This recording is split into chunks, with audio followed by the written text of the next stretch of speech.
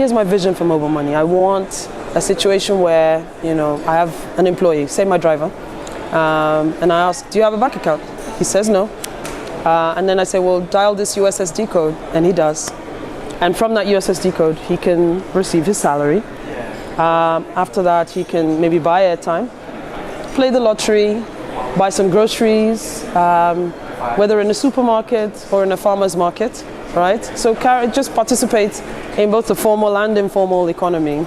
So then on a longer term basis, we want some cases beyond, some use cases beyond the immediate requirements, and those could look like insurance, or bond trading. So you imagine, their favorite brand, for instance, has shares on offer.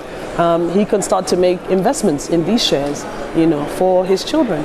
He could also sort of use some more sophisticated savings instruments and so on and so forth. In Nigeria, we've just launched a product called Mcash, and what Mcash does is enable merchant-to-merchant payments via USSD. So all of the telcos cooperated to work with the national switch to make the service available. Quite a few banks have signed up, and I think the goal is to sign up every bank.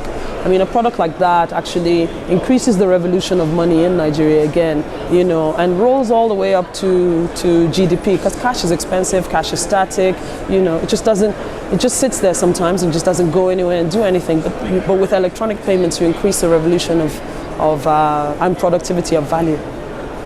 Right, so in the process of running the network, there's a lot of information that we get to know about the consumers. Even if all you look at is recharge behavior, that sort of helps you understand a person a lot more.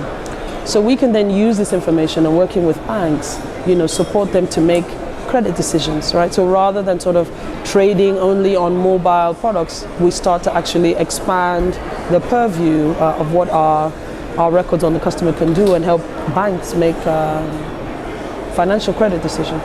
In 2015, we launched a major service with a bank in Nigeria, and we were able to actually open 20% of the accounts opened at that bank for that given year, which I think represented quite a victory, really, because even if it was just the savings in terms of the physical resources that would have been deployed to open that same number of accounts, right, we were able to just, quickly do that for this partner with a few strokes on a USSD menu. So I think it represented a fantastic achievement. Just opening the accounts isn't the beginning and the end of the story. So how do you enable customers in areas where there's no physical infrastructure to use these accounts? You need an agent network. So I think financial inclusion in Nigeria will accelerate significantly once there's an agent network in place. Financial inclusion will just make life easier, really, because when you have a customer that's financially included, and then you're working with a telco network, we've got data points on this customer that make things like a loan decision easier. So this brings control back into the hands, of the person, and they can sort of take charge of their own destiny.